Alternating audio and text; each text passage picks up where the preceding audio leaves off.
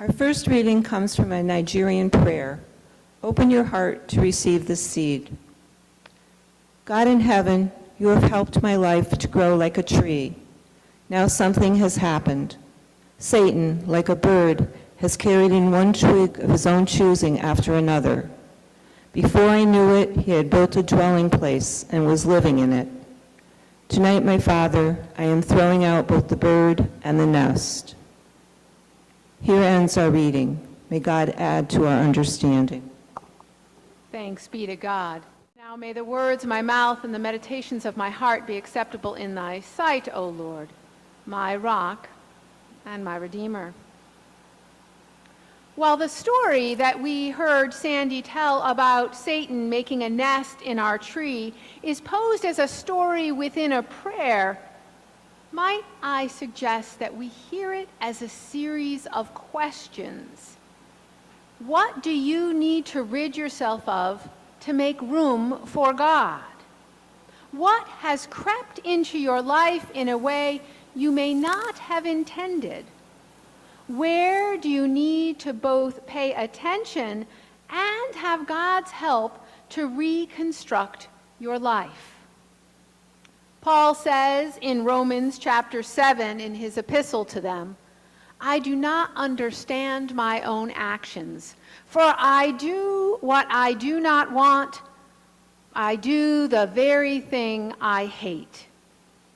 It is not often that we purposely set out to do harm, but many of us, myself included, tend to slide into it when we don't pay good attention.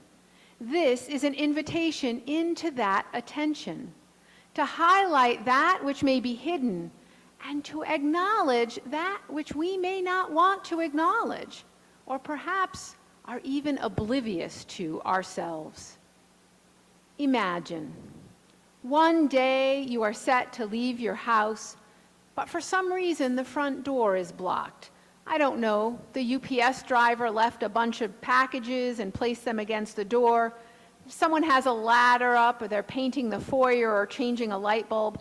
Or maybe you're getting a new front walk and you can't yet walk on it. Anyway, to avoid the problem, you go out the back door.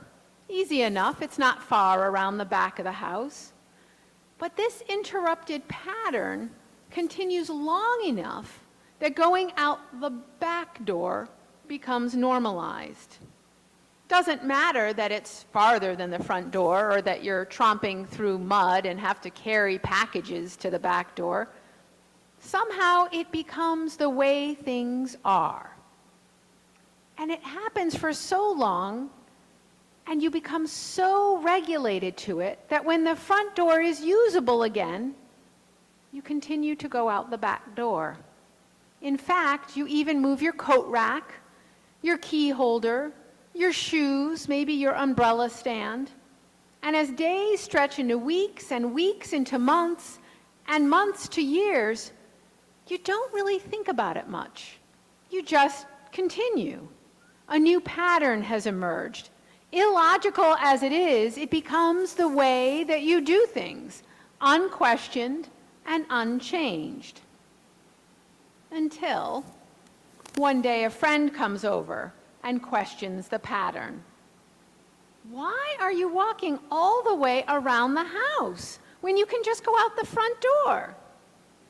Suddenly you realize you have no good, reasonable answer.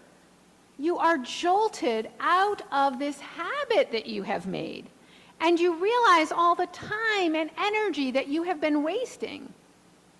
And even more so, as you both emerge from the front door, you are reminded of the cost of this seemingly inconsequential change when you look to the side and see a wilted, dried out plant desperately needing care and attention. This is what today and the whole time of Lent is about. God is calling your attention. God is asking you to see your habits in new ways. God is trying to interrupt your life enough that you ask deeper questions. Because God seeks a good life for us. But to receive it, We must participate in it and not simply coast along. We need to reflect, to consider, and sometimes we have to change our ways. Thus, today we are reminded to remember and participate in our life and not just let old habits guide us along. These ashes that we are about to receive are meant to shake us up. They are meant to ask us to look at today through the lens of tomorrow. What if this was your last day on earth? What would you do differently? What would you have done differently? These ashes ask us to look back over our life and consider it from the end rather than from the comfortable continuation of what sometimes we wistfully believe are endless possibilities to reconsider our ways. Receiving the ashes isn't the goal of today. Allowing those ashes to interrupt our life is. These ashes are our friend saying, "What? You do what?"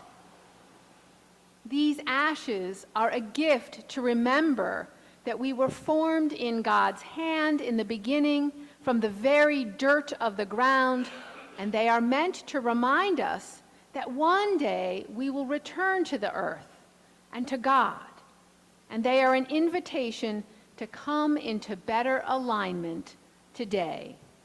So may we accept this gift.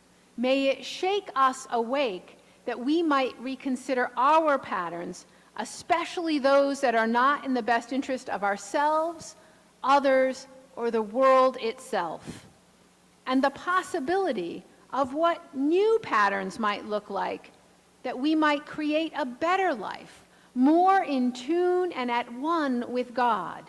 May we be brave enough to learn and willing enough to change. Amen.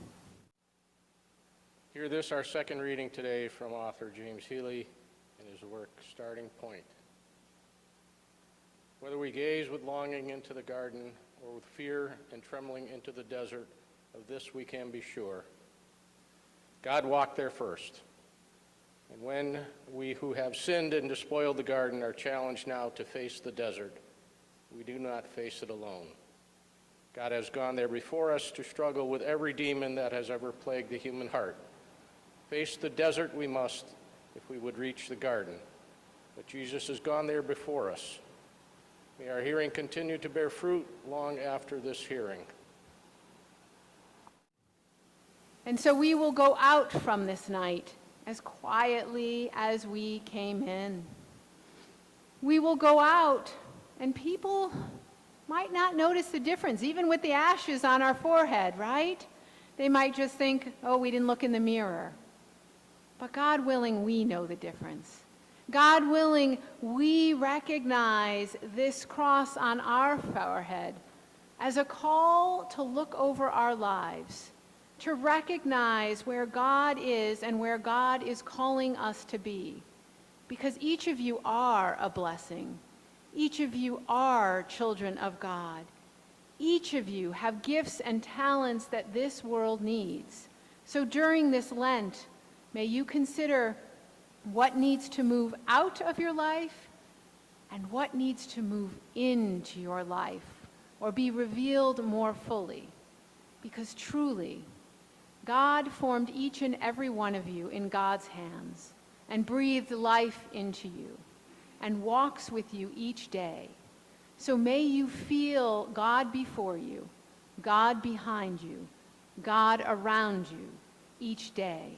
And in feeling it, may you share it with all whom you meet, so they too know that they are beloved.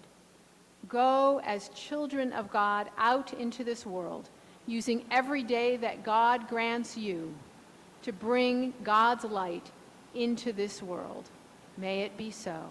Amen.